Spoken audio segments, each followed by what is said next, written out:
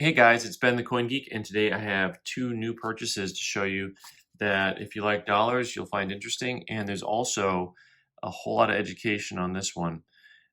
First of all, if you don't know Morgan dollars, the 1893, 94, 95 are the years that are the toughest to come by, and this is the 1895 San Francisco Mint coin, and this coin has a lot of detail to it, nice original look.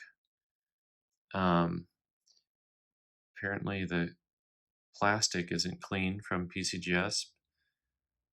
Quality control, aisle 6, quality control.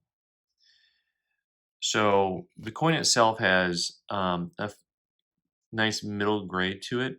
No luster, so it's less than an extra fine, but lots of detail here, lots of hair detail.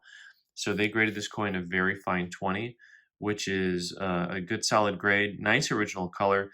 This is kind of what you want your Morgan dollars to look like. If you like circulated coins, this coin is worth probably about $500 or so in today's market. The next one we have to look at is an 1893 Morgan silver dollar, and it is from the San Francisco Mint. This is considered the king of Morgan dollars for those who collect the series. This is oftentimes the last one they get, but should be the first one that they get actually.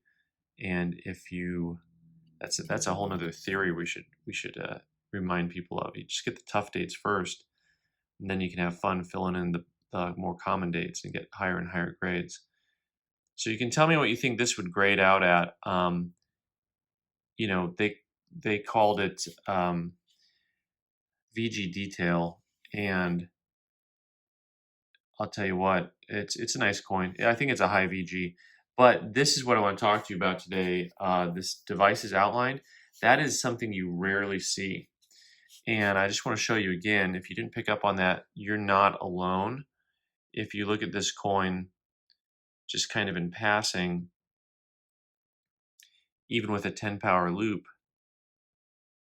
you don't really notice the devices being outlined. And what does that mean? If you don't know what that means, you're not alone. Devices outlined means that somebody literally took a small tool of some kind, a fine, hard, sharp object, and they engraved around the edges of the devices to make every image stand out further. So this is something you really don't see very often, and we'll take a closer look at it. One of the things also to note, I'm going 20 power here, so give me a second, on these is that the way you tell if these are authentic or not, there's a little mark at the top of the T that stands out. I have another video on that. We'll look at that. You can look at the other video on that. But what we're looking for here is this device's outlined comment, and it is hard to see, but there's actually a groove all the way around the Liberty cap here on this coin. You can just see it, when the dirt fills it in, it's not noticeable. It's really quite clever, I guess I'd say. You can see a little bit more of the workmanship right there. Trails off over here, they didn't do as much. The date doesn't have anything, which, by the way, interestingly enough, there's a small amount of residue right there in the date, which they didn't comment on and they didn't say anything about. This coin probably needed a touch of acetone to get that stuff off. You can see the lines a little bit better, the lining a little bit better by the eagle's wings, around the head, and then partially because you can see as it goes up, it looks like they slipped a little bit, and that line goes up towards the S. But you can also see the groove here on the right side of the wing. That some of that's just really, really subtle and hard to see. Like there's no grooves over here on this side.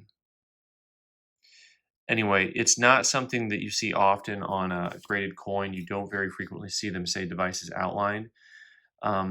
It's something to be aware of. It's something that would slip by most people. I know because I didn't notice it. you know, I saw some lines, like you can see some lines up here, but you know, there's enough dirt filled in these crevices that it is hidden well. You can see it kind of uh, above the Liberty cap before you get to the wheat stock, right there below the B. There's a kind of a heavier line that you can see.